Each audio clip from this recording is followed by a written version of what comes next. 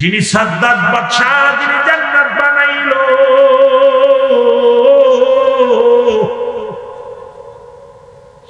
খবর আসলো সাদ্দাত তুমি জান্নাত বানাইলা, আমি রব্বে কারীম তোমার জান্নাতের ভিতরে ঢুকতে দিব না।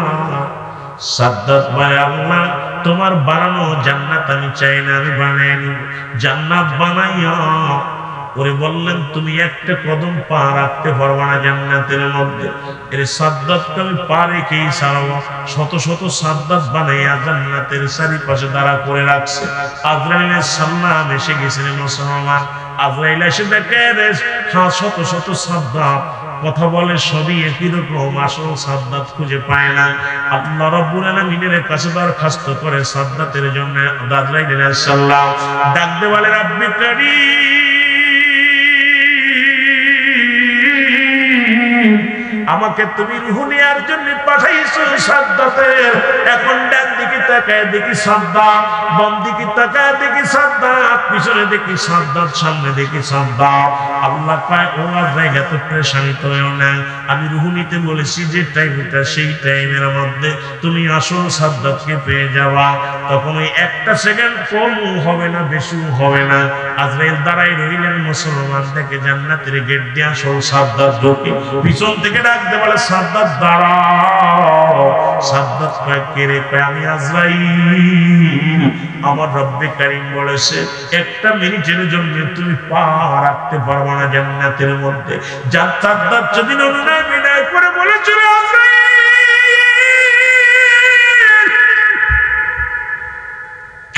অনেক সব করে জান্নাত বানাইছে রে, অনেক সাধনা করে জান্নাত বানাইছি, আমাকে একটা মিনিট সময় দাও, আমি জান্নাতের মধ্যে যাব আর দেখে আসবো। আরে আল্লাহ রাব্বুল আলামিন ডাকবে, কয় আজরাইল কোনো মাহফিল চলবে না, কারণ আমি তো লিখে রাখছি ঘরের মধ্যে যাইতে পারবে না। আজ কত মানুষ এই রকম লেখাপড়া করে চাকরি করবে বড় আশা করেছে, ইন্টারভিউর মাঠে যেই মারা গেছে। ও মুসলমান শোনো, বিদেশের মাটি যায় লাশ কাঁপতে গেছে, অনেকের কফিন লাশ কফিন হয়ে বাড়িতে দেশে ফিরছে। মুসলমান, এই তো আমাদের বড়াই, এই তো আমাদের জিন্দেগি। তারপরও আমরা ভালো হইলাম না, তারপরও আমাদের ভিতর থেকে সুদ দূর হয় না, ঘুষ দূর হয় না, আমাদের ভিতর থেকে জিনা ব্যভিচার অন্যায় কেন দূর হয় না? একবার কি মরণের কথা মনে পড়ে না? ওরে ফিরাউন, নমরুদ, কারুন যারা খোদাই দাবি করেছিল তারা কেউ না। পৃথিবীর মধ্যে 4 জন ব্যক্তিকে প্রতাপশালী বাদশা বানাইছিল আমার আল্লাহ, তাদের উপর দুনিয়া থেকে নিয়ে গেছেন। মুসলমানদের মধ্যে 2 জন, একজনের নাম হযরত সুলাইমান আলাইহিস সালাম। আল্লাহ তাকে বিশাল সিংহাসন দান করেছিল। এই সিংহাসনে বসিয়া সারা পৃথিবী ঘুরিয়া ঘুরিয়া দেখতো। আল্লাহ তারও নিয়ে গেছে। আর একজন বাদশা ছিল, বাদশা যুলকারনাইন। আল্লাহ তাকে 1600 বছর হায়াত দান করেছিল। মুসলমান, পৃথিবীর মধ্যে 1200 মুসলমান শুনে নাও, আল্লাহ রাব্বুল আলামিন পৃথিবী তারা 2 বার ঘুরাইছে। এই বাদশার কদম একটা ঘোড়ার পা ফেলাইলে 12,000 মাইল অতিক্রম করত। লম্বা ছিল 48 হাত লম্বা। একেও আমার আল্লাহ দুনিয়া থেকে নিয়ে গেছে রে মুসলমান। কাফেরদের মধ্যে 2 জন, একজনের নাম হলো মুক্তানসর। এই পৃথিবীর মধ্যে তারা ধনভাণ্ডারের মালিক আল্লাহ বানায় দিয়েছিল, তারপরও সে পথে আসে না, আল্লাহ তারে নিয়ে গেছে। আর একজন হলো মুসলমান কাফেরদের মধ্যে, যিনি হলো বাদশা নমরুদ। মুসলমান শুনে নাও, আল্লাহ তাকেও ধন সম্পদ দিয়েছিল, রাজত্ব দান করেছিল। এরপরে নমরুদ কিন্তু ক্ষান্ত হয় নাই, আল্লাহর বিরুদ্ধে জিহাদ ঘোষণা করে দিয়েছিল। সুতরাং এই পৃথিবীর মধ্যে আমি আপনি এসেছি দুনিয়া থেকে বিদায় নিতে হবে। এই মরণ থেকে বাঁচার কোনো পথ নাই, জোরে বলেন ঠিক কিনা? এ দুনিয়ার মুসলমান,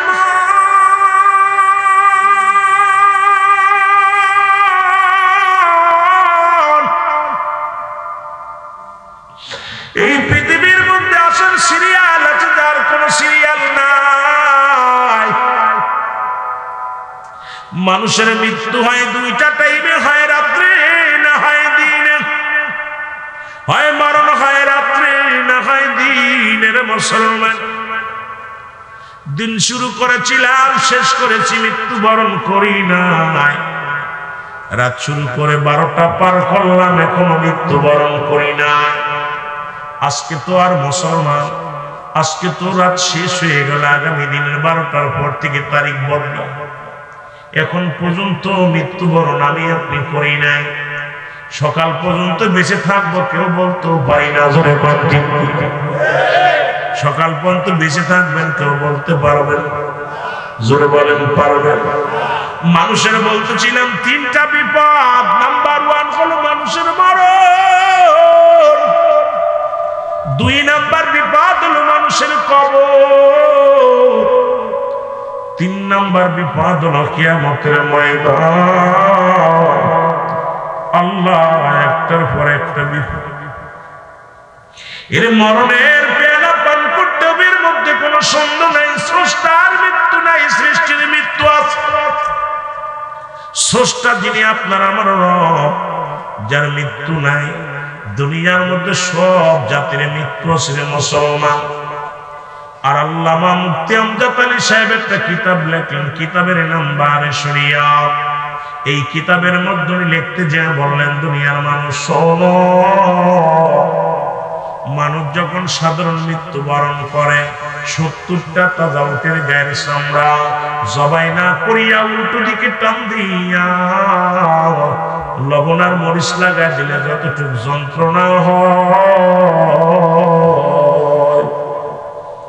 এর চাইতে 70 গুণ যন্ত্রণা হলো একটা সাধারণ মৃত্যু। এখন কত মানুষের জানাজা পড়াইলা,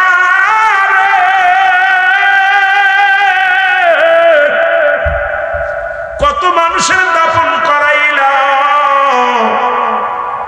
কত মানুষের কবরে শোয়াইলা। ওই গোসল করতে যা দেখেছি, কত মানুষের জিহ্বা বাইরে গিজার ভিতরে দেওয়া যায় না, কত মানুষের চোখ দুটি বড় বড় হয়ে গেছে, এটা বন্ধ করা যায় না। কত মানুষ ওই মৃত্যুর সময় পায়খানা করে দিছে, প্রস্রাব করে দিছে রে। ওই কঠিন মৃত্যুটা কত কঠিন হয়। ও দুনিয়ার মানুষ, তুমি কার জন্য সুদ খাও, কার জন্য ঘুষ খাও, কার জন্য জিনামে বিচার করো, কার জন্য অন্যায় অপরাধ করো, পরের জমির হাতাল চালো, পরের জমির মধ্যে তুমি পরের সম্পদ নষ্ট করো রে মানুষ। একবার চিন্তা করে দেখো, এই পৃথিবীর কেউ তোমার নয়, আপনজন কেউ তোমার নয়, বিবি তোমার নয়, ছেলে তোমার নয়, মেয়ে তোমার নয়, ভাই তোমার নয়, আদরের বন্ধু তোমার নয়। এই দুনিয়া থেকে যাদের জন্য তুমি এই দুনিয়ার মধ্যে অন্যায় করলা, এই পৃথিবীর কেউ তোমার না। এই পৃথিবী মাঝে মাঝে আমি নষ্ট করতে যা বলি, এই দুনিয়ার সম্পদ খাবে লোকে, তোমার দেহ খাবে পোকে।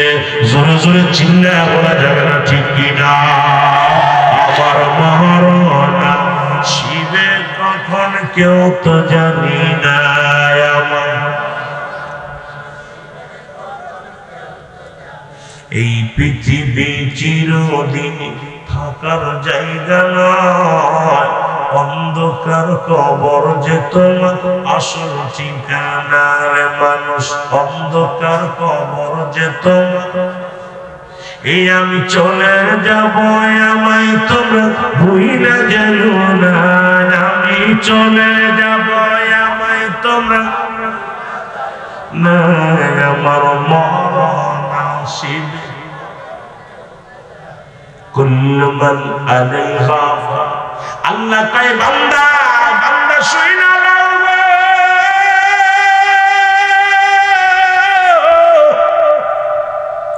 এই পৃথিবীর মধ্যে যা কিছু আছে, আমার আগের বক্তা বলেছে, আসমান গুলো খসে খসে পড়বে। আমি আলোচনাটা এসে রাস্তার পর দাঁড়ায় শুনেছিলাম, মানুষের সব আসমান গুলো খসে পড়ে যাবে। ওরা মুসলমান, আল্লাহ কি কয় শুনে নাও। আল্লাহ কয় বান্দার এই জমিনটা আমি রাখবো না, এই জমিনের মাটি গুলো পড়ে আমি তামা বানায় দিব। এই জমিনের মধ্যে যত পানি আছে 3 ভাগ পানি 1 ভাগ মাটি। এর কিছুদিন আগে বন্যা হয়েছিল হবিগঞ্জের জমিনে, এই আসমান কত পানি, জমিনের মধ্যে কত পানি, এখনো পানিগুলো শুকায় নাই। কত মানুষ সিলেট অঞ্চলের মানুষ, বামবাসী মানুষ বেশি গিয়েছে, মুসলমান চট্টগ্রামের মানুষগুলো বেশি গিয়েছে। কুমিল্লার জমিনের মধ্যে পানি হয়েছে, বাড়িয়ার জমিনে পানি হয়েছে।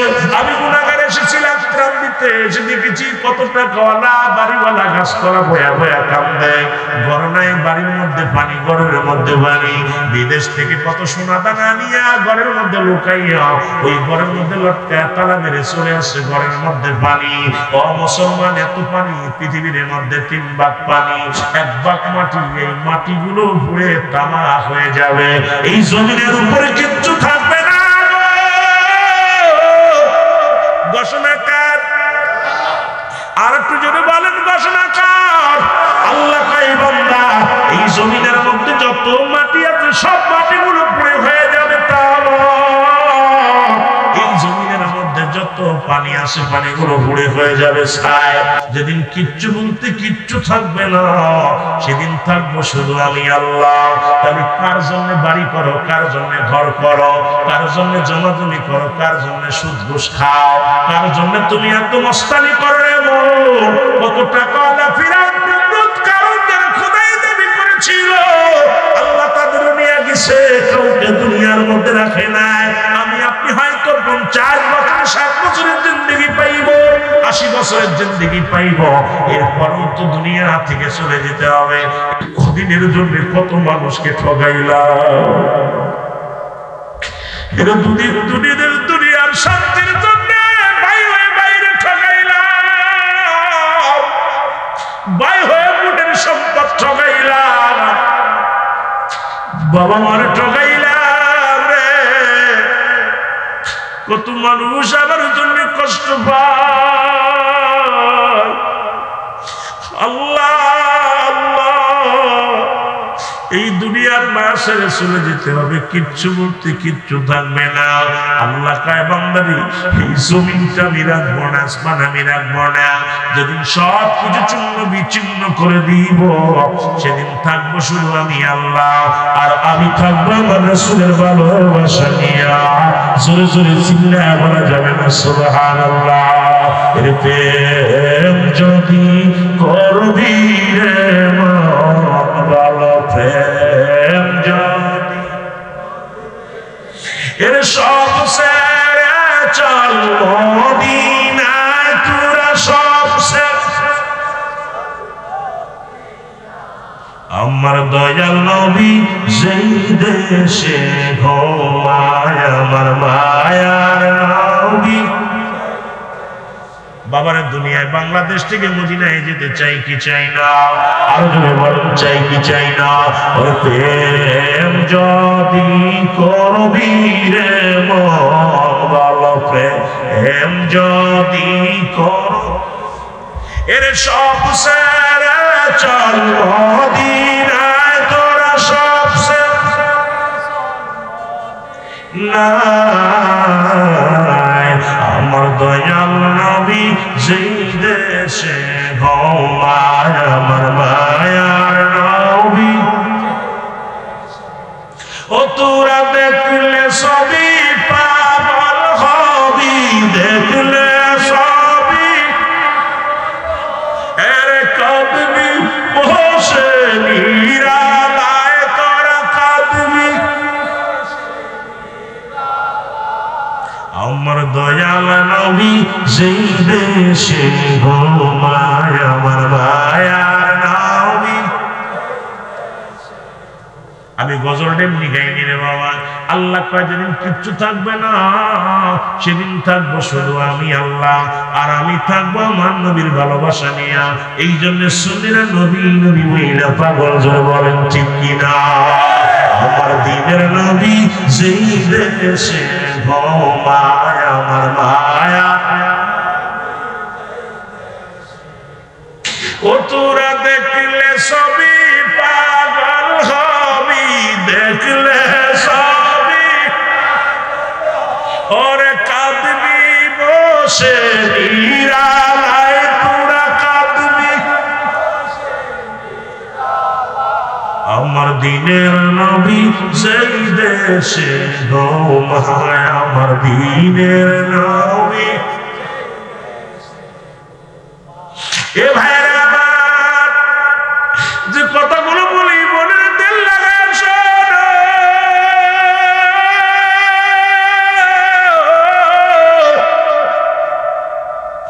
যেদিন কিচ্ছু থাকবে না, থাকবে আমার আল্লাহ, আল্লাহ থাকবে হাবিবের ভালোবাসা নিয়ে।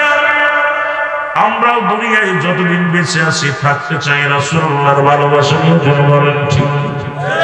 কার ভালোবাসা নিয়ে? আরসালনাকা ইল্লা রাহমাতাল লিল আলামিন। জোরে জোরে চিল্লায় বলা যাবে আল্লাহু আকবার। এ মুসলমান বলতেছিলাম, এক নাম্বার বিপদ হলো মানুষের মরণ। এই মরণের কথা বলতে যা বলতেছিলাম, একজন নবী এখনো জান্নাতের মধ্যে আছে, নাম হলো হযরত ইদ্রিস আলাইহিস সালাম। আমি প্রায় আলোচনার মধ্যে বলি, চারজন ব্যক্তি এখনো দুনিয়ার মধ্যে জিন্দা।